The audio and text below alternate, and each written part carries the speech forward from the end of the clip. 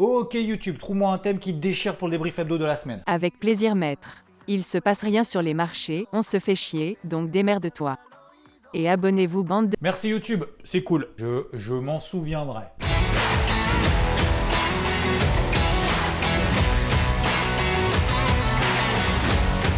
Allez, mets-moi ici toutes les statistiques macroéconomiques de la semaine. Donc le chômage hebdomadaire aux États-Unis, moins bon. C'est pas une nouveauté, ça fait quand même des semaines et des mois que ça dure. Enfin, moins bon que prévu, je préfère préciser, parce qu'on a quand même toujours 1 million de chômeurs de plus chaque semaine aux États-Unis. Ensuite, tous les PMI qu'on a eu en zone euro, en Allemagne, en France et j'en passe, sur une échelle de 1 à 10, on peut dire que c'était moyen bof. Et tu remarqueras qu'on est autour de 50, ce qui montre qu'on est à la limite entre l'expansion de l'activité et la contraction. Oh, on est à peu près neutre. Et pour ceux qui voient le verre à moitié plein, on peut dire que c'est une bonne nouvelle que ça soit pas en dessous de 50. On se satisfait de ce qu'on peut. Plus de stock hebdomadaire de pétrole que prévu, montrant que la reprise économique est loin d'être vigoureuse. Et nous avons surtout eu cette semaine les minutes du FOMC, oui, le compte-rendu du rapport de la Fed qui avait été réalisé la semaine dernière. Alors excusez-moi, je vais prendre mes notes parce que c'est vrai que c'est des sujets finalement qu'on n'a pas forcément l'habitude d'aborder, d'entendre, et vu que c'est à peu près un scoop, vaut mieux éviter de dire des bêtises et que ce soit précis. Alors le compte-rendu de la dernière réunion du comité de politique monétaire de la Réserve fédérale américaine a rappelé l'incertitude qui entoure les perspectives économiques aux États-Unis.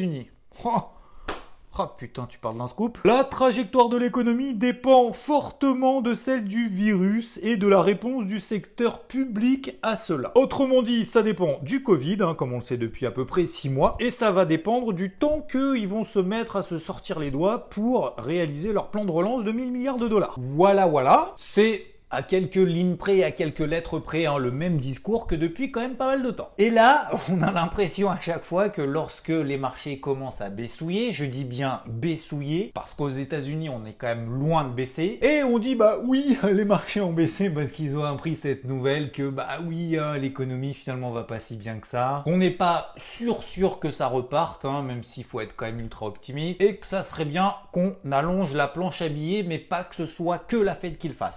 Et du coup, à ce moment-là, je me suis dit, putain, mais en fait, ils disent la même chose à chaque fois. En plus, Jérôme, il se fait complètement laminer, que ce soit par Trump, que ce soit par des secrétaires, bref, par tout le monde. Et d'ailleurs, il y en a certains même qui estiment qu'il s'agit du job le plus humiliant des États-Unis, celui de patron de la Fed. Sachant qu'en plus, le gars, sa fortune est estimée, à 30 millions de dollars près, autour de 50 millions de dollars. Et il est payé 200 000 dollars par an. Pour certains, ça peut paraître énorme, mais en même temps, si on relativise par le fait que ce soit le job qui soit le plus centré par les marchés, ce qui ne veut absolument rien dire en l'occurrence d'être centré sur les marchés, donc je renouvelle ma phrase. Le seul qui peut faire a priori quelque chose dans le type de situation actuelle, en termes de soutien économique, j'entends, tu te dis c'est peut-être pas si énorme que ça. Sachant qu'en plus, étant donné sa fortune, tu te dis qu'est-ce qu'il en a à foutre. Et du coup, je me suis dit, tiens, on va regarder celui de Christine. L'égalité salariale entre les sexes, etc. Exception qui confirme la règle. Christine, 500 000 euros par an. En plus, cette année, GG, il a quand même envoyé du steak. Il a monté le bilan de la Fed à plus de 7 000 milliards de dollars. C'est quand même 2 fois plus gros que le bilan en début d'année. Et en même temps, la Banque Centrale Européenne n'est pas si loin, 6 400 milliards d'euros le bilan. Ce qui représente tout de même 53% du PIB. De la zone euro, bien évidemment. Alors que le bilan de la Fed ne représente que, entre guillemets, 32% du PIB américain. Tout ça pour dire que les minutes du FOMC nous ont appris beaucoup de choses. Et que visiblement, c'était un argument suffisant, voire nécessaire pour faire replier un petit peu les marchés. Mais pas tous. Avant de parler des indices, nous allons tout de suite rendre hommage à tous les haters et les shorts de Tesla.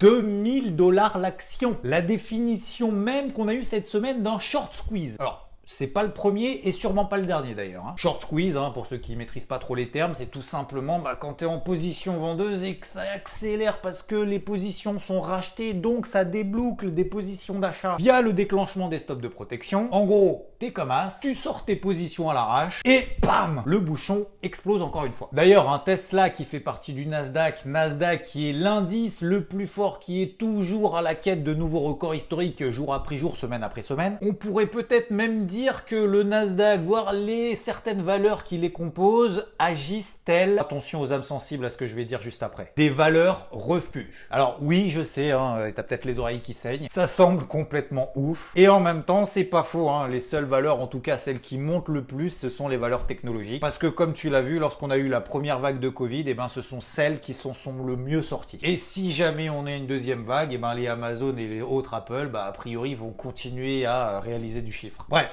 on n'en est pas là, mais en tout cas, c'est objectivement ce qui est en train de se passer. L'indice allemand DAX, lui, était en train d'essayer de réintégrer le range dans lequel il évolue depuis maintenant 2 mois, c'est-à-dire sous les 12 900 points. On est à peu près au même point, même si j'ai envie quand même de lui mettre un gros coup sur la tête s'il devait passer en dessous des 12 008, 12 700 points. À suivre donc la semaine prochaine, même si cette semaine, on a commencé à avoir un petit peu plus de pression baissière. Et comme toujours, pas de relais au-delà de la demi-journée. Le CAC 40 lui tient le gap de vendredi de la semaine passée. Tu te rappelles, on l'a vu dans le précédent débrief hebdo. C'était juste avant le week-end du 15 août. Petite pression baissière, c'est toujours l'indice le plus mou. Bon, en même temps, vu sa composition en valeur technologique, tu vas me dire c'est à peu près normal. Bah oui, parce que pour le moment, les valeurs techno, c'est les seules qui montent. En tout cas, ce sont les seules qui sont épargnées temporairement par le Covid. Et donc, la plus forte progression parmi les valeurs qui composent l'indice CAC 40 est attribuée à...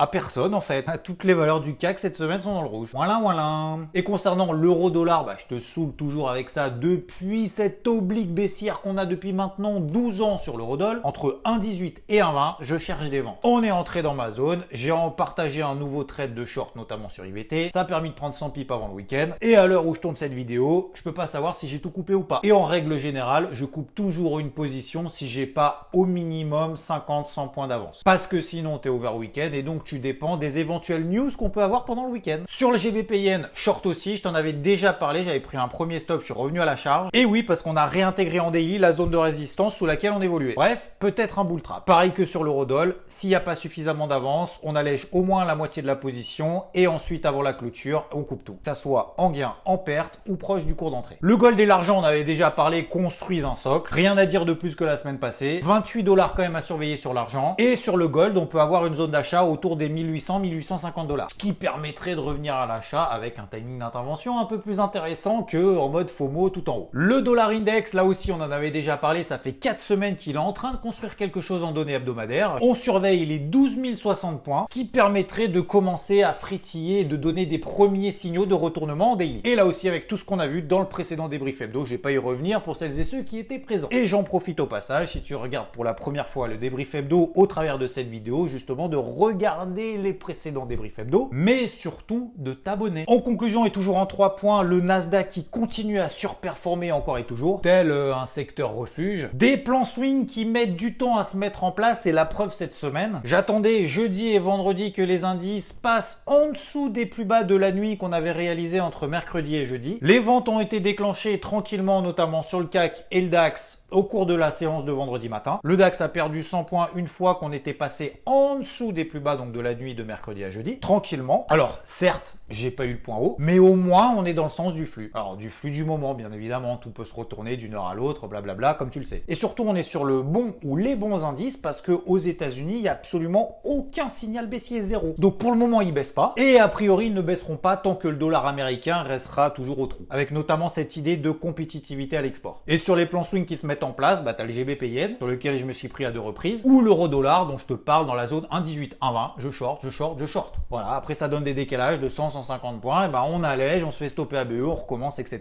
Mais on est vraiment dans une zone clé. Et on essaye justement d'accumuler des écarts jusqu'au jour où ça part vraiment. Troisièmement, t'enflamme pas. Bah oui, le swing trading est très dur depuis des semaines. Alors quand ça part un peu partout, comme en fin de semaine, commence pas à avoir le clic euphorique. Oh, vite!